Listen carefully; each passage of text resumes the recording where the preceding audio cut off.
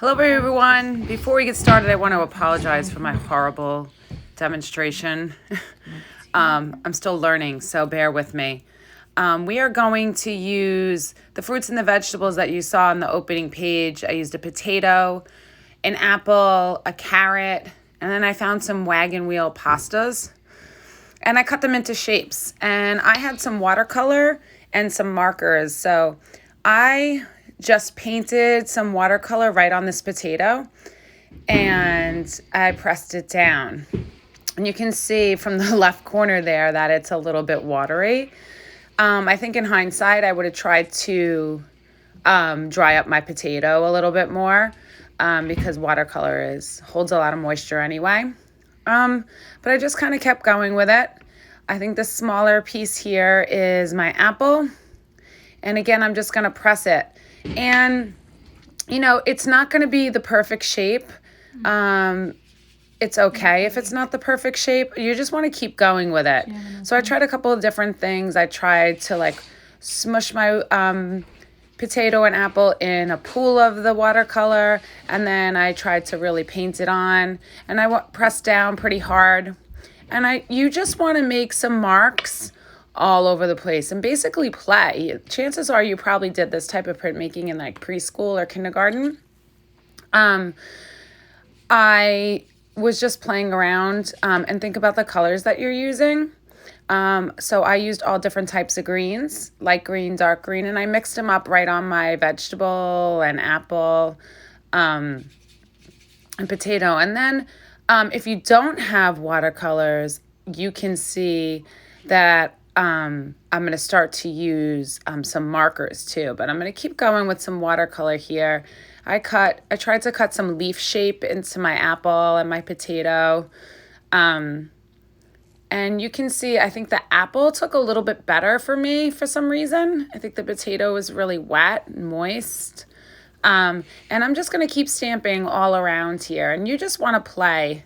Your hands are going to get messy. I found it easier to just paint right on top of my fruits and vegetables. So I think as you watch, you can see me just kind of loading the paint on and just pressing as hard as I can. And the more I used the same piece, the kind of darker it got. Then I tried to just use, if you have markers, and I actually really like the way these look, I used a marker, a regular Crayola marker, see, and I just colored my potato in. And actually, I liked that the best because I had two different color markers, and it made a really nice leaf. So I used the marker a lot. And then I tried to mix the watercolor with the marker. So you just want to keep pressing as hard as you can. And if it's really watery, it's not a big deal. But I kind of like how that one looks. I like that one. And that's with a marker. So you don't have to have watercolor paints at home. If you just have some markers, and I know many of you do, just use those. If you don't have markers or paints, use some coffee or use some food dye. I just want you to be able to transfer some ink or dye onto a page. So you just kind of have to play around with it. And you can see I'm just stamping around some light greens and dark greens. I also love the way those different colors, and look at this, the marker, the dark and the light green together look really nice. It makes a really nice stamp.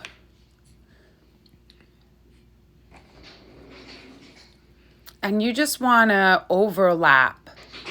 Don't worry about them being separate. You don't have to make a tree either. If you just want to take some different shapes and print them all around, you don't have to make something.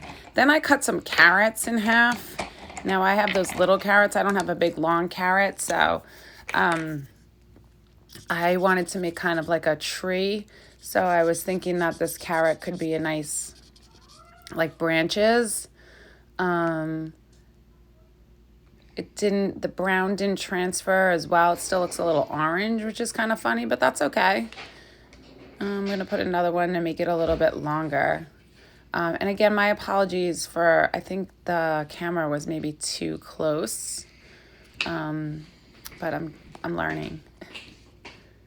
And you can see I am just continuing to stamp all over. And I'm going to fill in that space at the top of my branch where the carrot is. And keep printing and overlapping.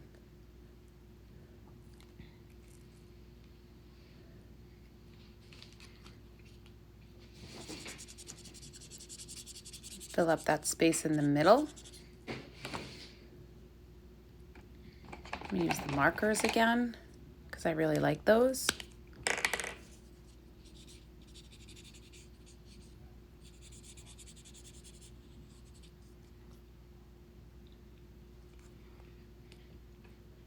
You can see the green marker in my hand. I use some dark greens and some light greens. Fill up that space in the middle. And you can see it's starting to look like a tree. And then we had some wagon wheel pasta. So when I was pulling some fruit out of my refrigerator, you can see in a minute here that I grabbed some wagon wheel pasta for my red cherries. But my wagon wheel pasta was cooked. So if you're going to use pasta, and I recommend you do, I recommend you use it not cooked. You can see in a minute here, I'm going to make some red cherries with it. But right now I'm just filling in the space. Still using my potato with my markers.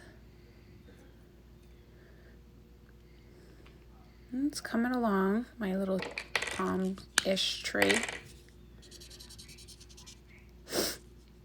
And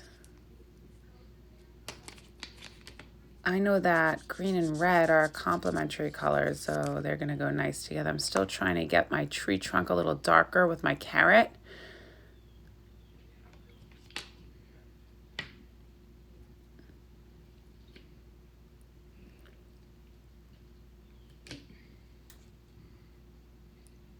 Add in a little bit of more detail with some smaller, that was my apple. Those smaller leaves were my apple slices.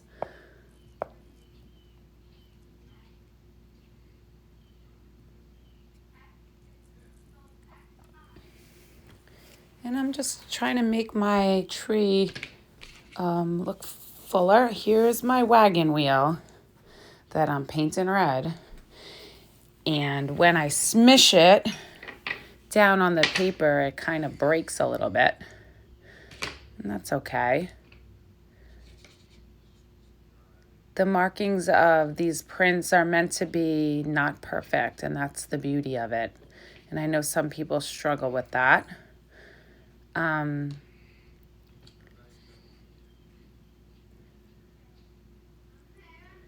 The other thing you want to do,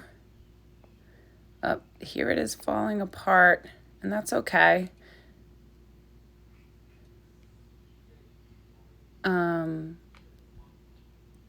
I really like how the red looks with all those pretty greens. I'm going to try and balance out the red and put it in one or two more spots.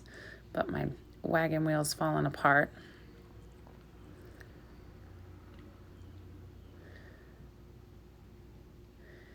And I think once I'm done, I'm going to go back in with some watercolors and highlight some of the areas as well. But it's looking pretty nice. Now, one thing I did want to mention is if you don't have some extra fruit and vegetables around, I'm going to add a few more of these big pieces just to kind of make it a little more full. In a minute, I'm going to show you how to use a dandelion. That's right, those little yellow weed flowers. If you grab a dandelion, you can smush it on your page and make a yellow transfer. And you can use that yellow from the dandelion as a print as well. And this is, I think, my last piece of potato that I'm printing on before I show you what the dandelion looks like. All right, so here's my dandelion here. And just like you did when you were little, you want to smush it right down on the page. And you can see it'll transfer that little yellow mark. And I'm going to smush it on the other side. And then I'm going to let this dry. And then I'm going to paint into it a little bit. And I might even use a Micron pen and add to it that way too. But I think it's looking pretty cute. And again, you can just print shapes.